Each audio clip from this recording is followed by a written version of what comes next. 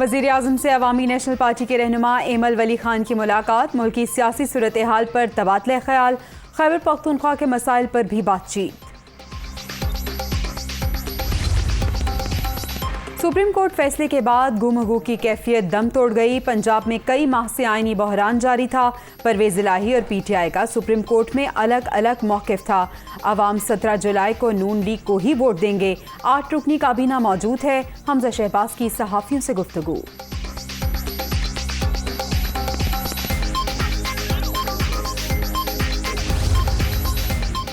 और परवेज इलाही supreme court के फैसले पर खुश, जो चीज़ें हम चाहते थे वो मानी गई। हमजा शहबाज ने भी सियासी मुदाखलत ना होने की यकीन दहानी कराई।